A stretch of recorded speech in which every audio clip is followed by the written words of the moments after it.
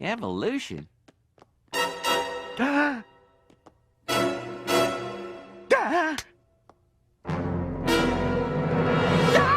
Do we all remember the good old Bush era, where the main question in society was, is evolution real? We had to battle a bunch of creationists, and on our team was Sam Harris, Daniel Dennett, Christopher Hitchens, and Richard Dawkins. It's a perfect example of the hostility that those who favor evolution have toward those who don't buy into the idea, who say, show us the evidence, and yet those in favor of evolution can't show us the evidence that we're looking for. I'm sorry, but we can show you the evidence. All you need to do is read an elementary textbook of biology. It's all there.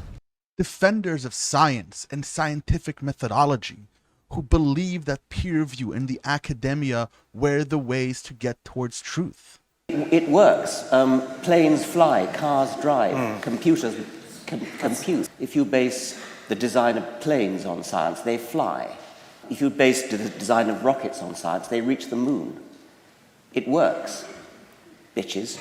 But recently, there seems to be a shift where those who once defended science also couldn't get past some of their old teachings. Between male and female, which is absolutely clear. It's one of the very few binaries we actually have. And are using the same excuses that those creationists used to make. So, while there are attempts to say that only scientists can speak on this, what we have are scientists that are then creating an isolated community and saying that we're the ones, it's almost like a religion in which only scientists are allowed to speak and teach on it, and to teach everyone else. And everyone else must believe what the scientists, what particular scientists say, but the scientists... Where editorial policy has swung in a very political direction to the point where scientists have to conform to a kind of political orthodoxy which almost amounts to a religion.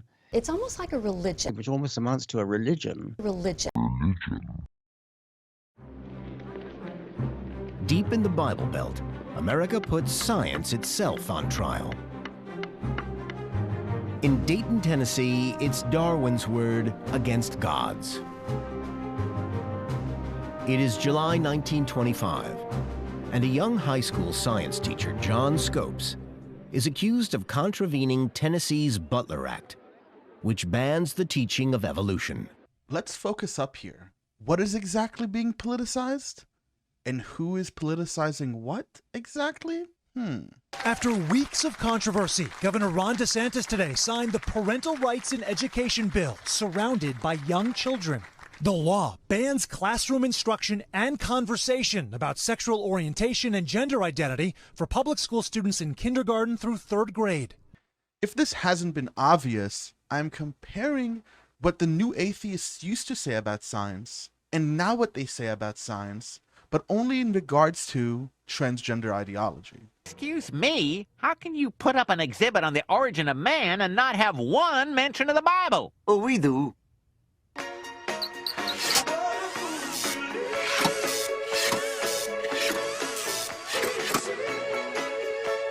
My most cherished belief's a myth? I'm not here to tell you that Richard Dawkins isn't a scientist or isn't worth consideration. What I am here to show you is that what gets in the way of actually accepting scientific progress is putting yourself and letting your most cherished beliefs about what is a man and what is a woman get in the way of actually trying to understand scientific developments.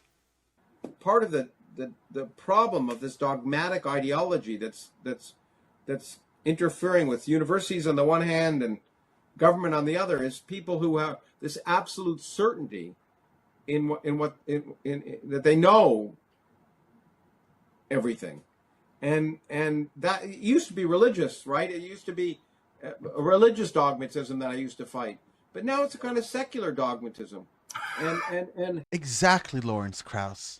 Tell Richard Dawkins, tell yourself, hey, I don't know everything.